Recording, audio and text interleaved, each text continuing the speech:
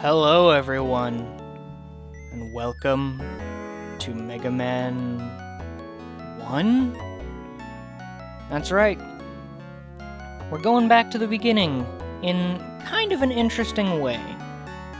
So, as I said in my update video, I've been gone for quite a bit, and I figured, there are things that I'm not super happy with in my first 3 Mega Man game playthroughs.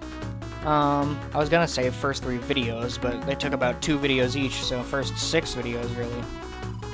Anyway, point is, I wanted to touch some stuff up, and I wanted to sort of ease myself back into the recording space.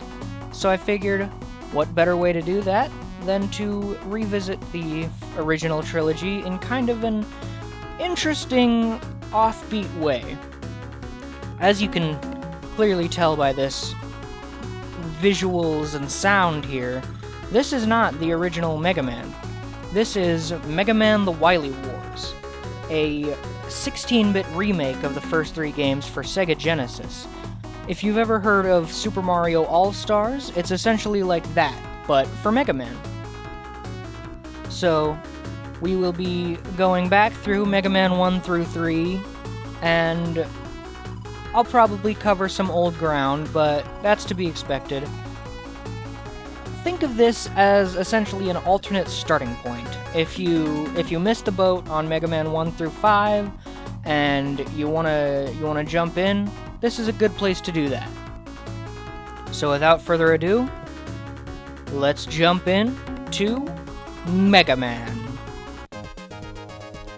So the story of this game is quite complex for a game from 1987.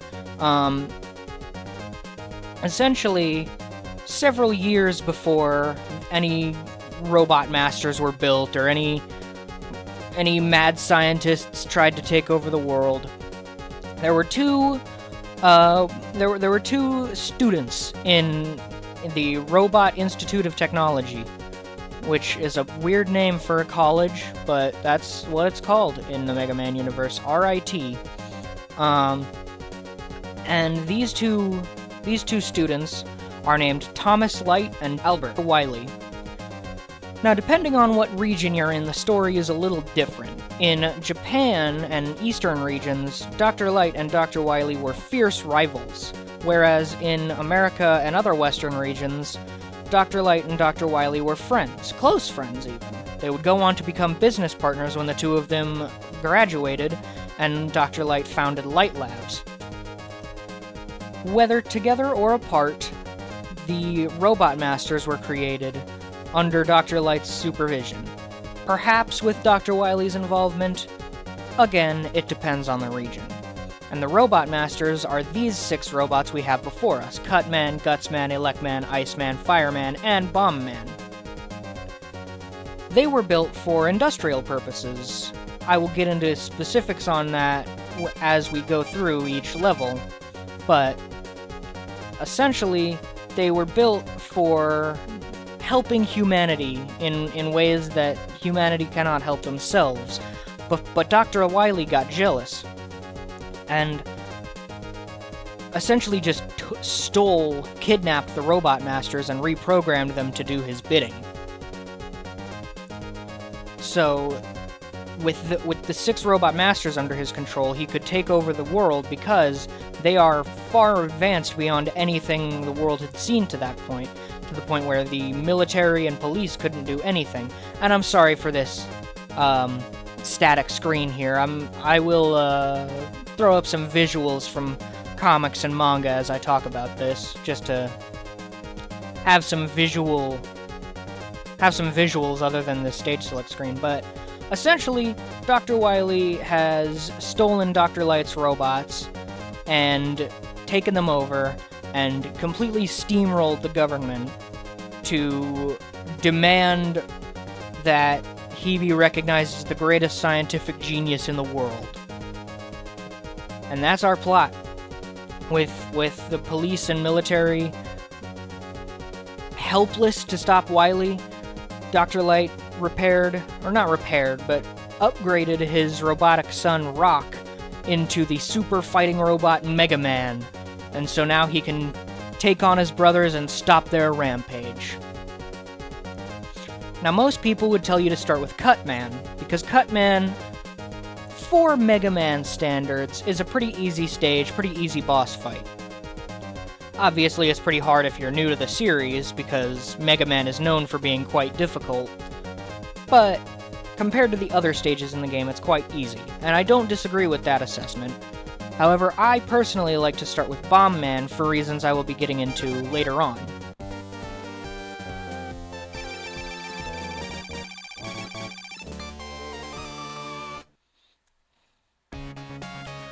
So, Bomb Man is a demolitions robot. He was built to generate explosives with which to take down foreclosed buildings, help with mining operations, deal with any, like, blasting to create, you know, like, I don't know, whatever blasting is used for. Basements? I don't know. My main exposure to that kind of industry is through Better Call Saul, and I don't think Bomb Man was built to create secret meth labs, so probably something more benign than that. But essentially, he was just built to, in a controlled manner, blow things up. And Dr. Wily has used that easily exploitable feature to essentially make him a domestic terrorist. As you can tell, this is not any sort of, you know, munitions factory or steel mill or anything. This is just a city level. This is just downtown Mega City. So, Bomb Man is doing some serious crime here. I guess Wily is the one doing the crime, giving the order, but I don't know. Can robots be prosecuted? I actually, you know, given how they're treated in the classic series, I don't think Robot Masters can be prosecuted. I think Robot Masters aren't considered citizens. Robots won't be considered people for another century. We'll get into that later. Much, much later.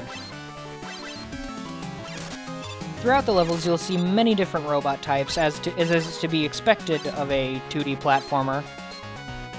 And what's interesting, and what gives Mega Man a lot of personality compared to other platformers of the time, is that many of these robots were not built for combat, and the ones that were are very clearly marked as such, like the Sniper Joe, for example, which we've just destroyed to get that one up. A Sniper Joe is a military robot created by Dr. Light in the past when he, you know, still needed to work for the military to get his budget. And they are annoying in this game because they jump around and they put up their shield 90% of the time. But most robots are made for more benign purposes, like those little eyeball robots we just passed. Those, we'll see them in more detail later on, but those are called Adhering Susies, and they are just standard security robots. Just meant to, like, sound an alarm and use their bodies as weapons should the need arise. Bomb Man here is pretty simple. He'll jump, he'll throw a bomb, he'll big jump, he'll throw a bomb, he just kind of jumps around and throws bombs. He's not too tough. I wanted to say tough and difficult at the same time, that it ended up being difficult.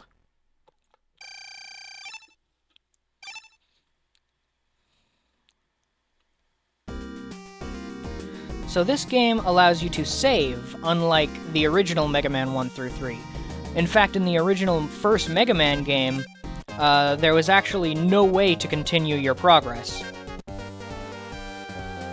Mega Man 2 and 3 would remedy this with the password system, but Mega Man 1 you had to go just in one go. So this is Gutsman's stage, and Gutsman was built to be a construction worker. He was built to command smaller construction robots and do a lot of heavy lifting himself. He's a very big, strong, tough guy. And he's you know, he's a big lug, and I love him. And there's a really good part in the Archie comic where, God, I don't like Bunby Hellies. They're annoying. there's this really good part in the Archie comic when Mega Man first meets Gutsman, and he's just like, Gutsman is just taunting Mega Man, and it's really funny. So these guys were much more annoying in the NES version, so I had to use a certain ability to destroy them, but I can just do it with my Mega Buster here, but I can still show off that ability. So what makes Mega Man interesting and sets it apart from other platformers of the time is that when you defeat a boss in this game, you get their power. So we just defeated Bomb Man. So now we can turn green, for some reason, and throw bombs. It's not a very useful weapon in most scenarios because it takes so long. The PSP remake of this game, Mega Man Powered Up, would improve on it greatly by making it explode on a timer or on contact with an enemy, depending on what comes first. And so it's just, in this game, in Powered Up, it's very useful just having a weapon that can have some verticality, you know, if there's an enemy below you. But in this game, it's not super useful except in very specific situations. One of which is fighting Gutsman himself, because the second half of the Mega Man taking abilities from Robot Masters thing is that other Robot Masters are then weak to those abilities in a sort of rock, paper, scissors, Pokemon-esque weapon order, weapon wheel. So Gutsman, he deals with big rocks. You blow up rocks with bombs. He's weak to bombs. I really hope that swallow wasn't too loud. And that's sort of the pattern that this game follows. You defeat a boss, you take on their ability, and then you go to the next boss and use that ability against them. And so there's a lot of trial and error in finding out which boss is weak to which some may like, some may dislike, but there's usually a kind of logic to it, so you can kind of intuit it in most games. We'll get to the more weird ones later, or already have gotten to them in the case of some games in the past. So this is Cutman's stage. It's another kind of generic city level, and I'm not honestly that big a fan of it. I think, you know, it's fine. The level design itself is perfectly fine. Perfectly serviceable. I don't know why I was having so much trouble saying that. But the theming of it feels kind of generic to me. The green buildings and terrain are kind of interesting, I suppose, but the fact that it's just another city level is kind of boring to me. Mega Man Powered Up improved on this by carrying over a lot of the same design tropes, but making the stage itself, the theming, more of a forest going into a sawmill, because Cutman is a timber felling robot. He's made to collect and process wood to be usable in construction. And in terms of his, you know, general demeanor, he's a very goofy little guy. He's just always trying to get a good laugh. He's got a knack for puns and bad jokes and just having a good time. I love him.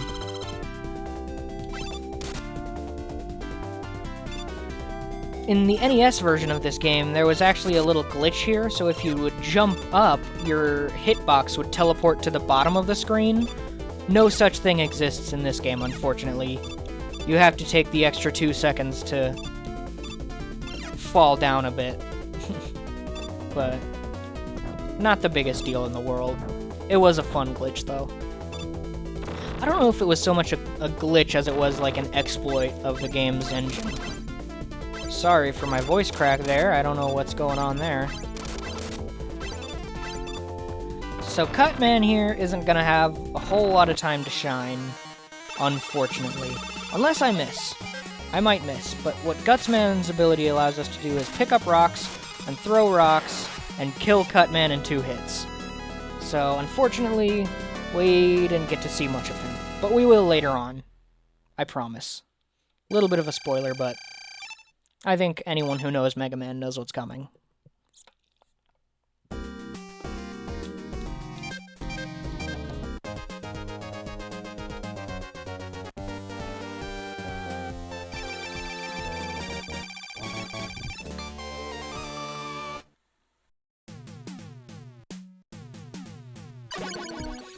So these enemies here are called Gabulals, and if you shoot them with just a Mega Buster, they just stop in place, and then they get back to their work. So they're kind of annoying, but if you use Cutman's weapon or Elecman's weapon, which we'll be getting from this level, you can go ahead and kill them, and it's fine. And luckily, Cutman's weapon doesn't have a whole lot of ammo usage. It only uses like 1 or maybe even half a pip at a time. So it is... I generally just use it for this entire stage, honestly.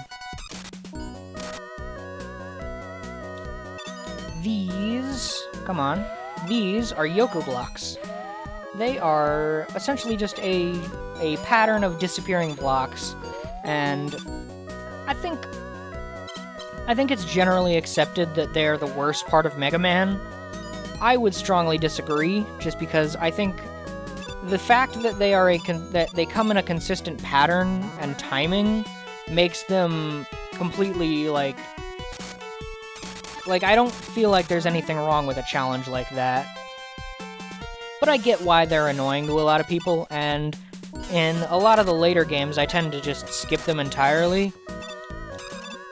However, in this game, the sections where they appear are generally relatively short, and they are contrasted by a much worse obstacle that we will be getting into later.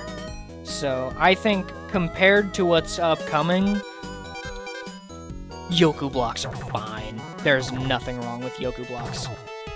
So this is why we went in the order we did. Bomb Man allowed us to beat Guts Man allowed us to get this. And this, fun fact, will change color depending on what color Mega Man is. Usually it's just white, because a lot of these color palettes are just white and another color. But if you use, I don't know, I actually don't know what it changes to with other colors. But anyway, point is, it shares a color palette with Mega Man. But what is it actually? That is called the Magnet Beam. And what the Magnet Beam does is create platforms out of some kind of solid magnetic energy. And it is insanely useful. Because, I mean, come on. This is a platformer, and you can create platforms.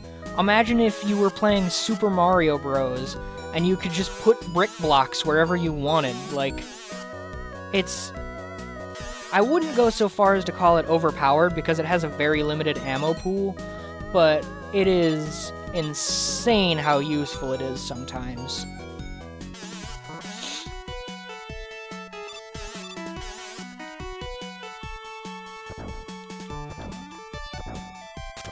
Aw, so close. Those guys will jump big sometimes, they'll jump higher, but it's random whether they do or not, and there's no tell, so sometimes you just have to try and sneak under their low jump, and I'm very, very bad at that.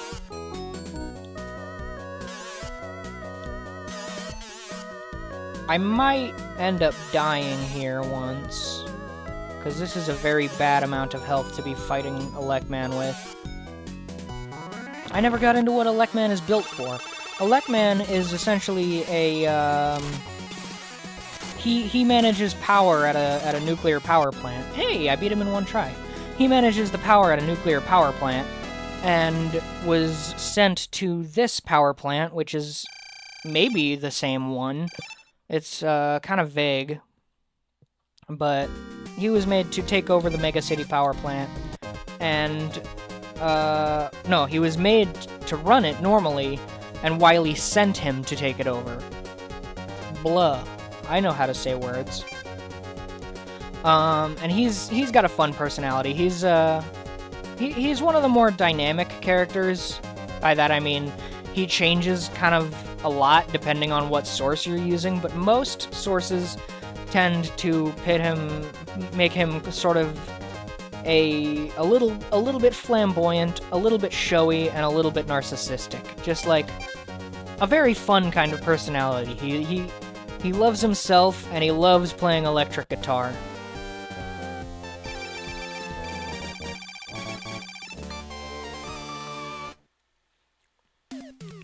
So Iceman here, he was built for Arctic exploration, and he has one of my least favorite levels with one of my favorite themes.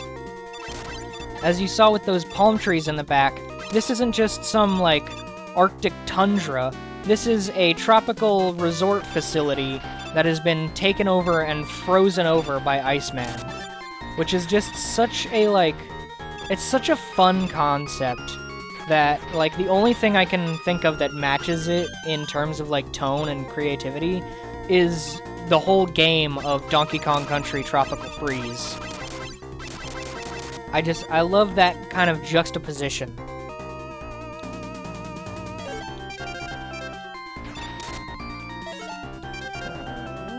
I'm gonna keep out Elect Beam, actually. Thunder Beam. There's no weapon get screen like there is in later games with this one, so you don't know what the weapons are called in this game until later games where the Robot Masters from this game will show up, including its remake, Powered Up. But Electman's is called Thunder Beam. So this is what I was talking about. This is my least favorite obstacle in literally any Mega Man game. These are called footholders, and their movement seems a little erratic, right? A little strange? That's because it's random. There's no pattern. They just go wherever RNG tells them to go, and they shoot, and they're stupid, and I hate them, and But it's fine. We have Magnet Beam. We can skip over most of it. So it's fine, but I still don't like it, and doing that part without Magnet Beam is an utter catastrophe. I think the footholders are terrible, and I'm glad they never showed up in a game again, aside from the remake of this one. Which, by the way, I don't think I'll be covering Powered Up in my you know, series playthrough. Oh, darn. I don't think I'll be covering Powered Up in my series playthrough. I might. Maybe if I open a Patreon, it can become a goal. But, it is an excellent game. And I highly recommend, if you have a PSP, pick up Mega Man Powered Up. And if you don't have a PSP, you know, there's other ways to play it, if you're catching my drift. Capcom, don't come at me. This is Iceman. He'll skate back and forth, jump up and down very slowly, and spit out a pattern of ice shards that hurt, but don't freeze you for some reason. You would think they would. Wait, but they don't. And the reason I'm not saving there is because in case I screw up something in the recording and have to start over, or the footage corrupts or something, there's no way to just, like, start at a certain point in this game. So, as long as I don't save, I can start back from the beginning without needing to delete it. So, I'll save when all this is done. I should be using Thunder Beam for that, but oh well. Fireman, our last Robot Master here, was built for waste disposal. He was made to burn trash and melt down recyclables to be reused. However, I don't think his stage is supposed to be a waste disposal plant, especially in this version of the game, because, I mean, just look at it. Especially the background, like, what waste disposal plant is an underground volcano? So I think personally my interpretation of this stage. I don't know that there's any official backing for this, but my interpretation based on the cavernous background and the mechanical foreground is that it is some kind of underground geothermal energy plant, which does beg the question of why Mega City has at least 2 power plants to power it, but, you know, they needed something, and it's a cool idea for a fire level. So, I'm not gonna complain. Fireman himself is, for some reason, Powered Up characterized him as, like, a cowboy sheriff. Like, he speaks in a thick southern accent and is always talking about, like, the fires of justice. And that's the characterization that's stuck for some reason. And it's so strange and, like, out of left field. And I love it. like, why is he like this? Was Dr. Light just having a Western streak when he decided to when he programmed Fireman's IC chip? Like, what did he just binge a bunch of Clint Eastwood movies beforehand? I love it. It's so goofy. His pattern here is pretty simple. He'll just run back and forth and shoot fire, and the fire will leave behind a little flame wherever you're standing when the fire is shot. Not when it passes under you, when the fire is shot, so you can determine where it's going to be way before it gets to you. Overall, he's pretty easy, if you have his weapon. If you have his weakness, rather. If you don't have his weakness and it's Buster only, then it's still not... It's not that much harder. The pattern is still the same, but it just takes longer, so it becomes more of an endurance test. But with that, we've defeated the 6 Robot Masters, and in the next episode, we will move on to take on Wily himself at the abandoned factory he took over to mass produce his machines. I'll see you guys then.